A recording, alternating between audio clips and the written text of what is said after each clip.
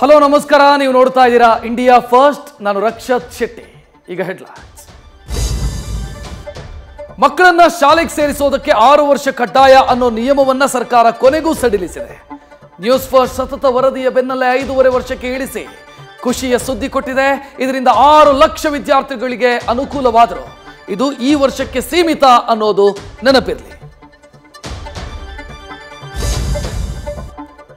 ಜಾತಿ ಗಣತಿ ಕಾಂಗ್ರೆಸ್ಗೆ ಬಿಸಿ ತುಪ್ಪವಾಗಿದೆ. ಶಾಮನೂರು ಬೆನ್ನಲ್ಲೇ ಶಾಸಕ ಶಿವಗಂಗಾ ಸ್ವಪಕ್ಷದವರ ವಿರುದ್ಧ ಗುಡುಗಿದ್ದಾರೆ.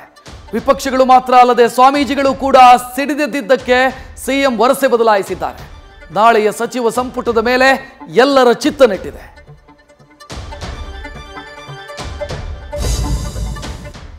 ಮಚ್ಚು ಹಿಡಿದು ರೀಲ್ಸ್ ಮಾಡಿದ ಮಚ್ಚಾಗಳಿಗೆ ಜಾಮೀನು ಸಿಕ್ಕ ಬಳಿಕವೂ ನೆಮ್ಮದಿ ಇಲ್ಲದಂತಾಗಿದೆ.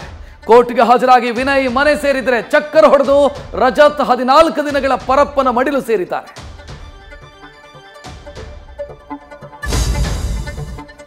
ಕೊಟ್ಟವನು ಕೋಡಂಗಿ, ಇಸ್ಕೊಂಡವನು ಈರಭದ್ರ. ಪಾಪ ಕಷ್ಟದಲ್ಲಿದ್ದಾನೆ ಅಂತ ಸಾಲ ಕೊಡಿಸಿ ಅದನ್ನು ವಾಪಸ್ ಕೇಳಿದ್ದಕ್ಕೆ ಮಹಿಳೆಯನ್ನ ಕಲ್ಲೆತ್ತಾಕಿ ಕೊಲೆ ಮಾಡಲಾಗಿದೆ.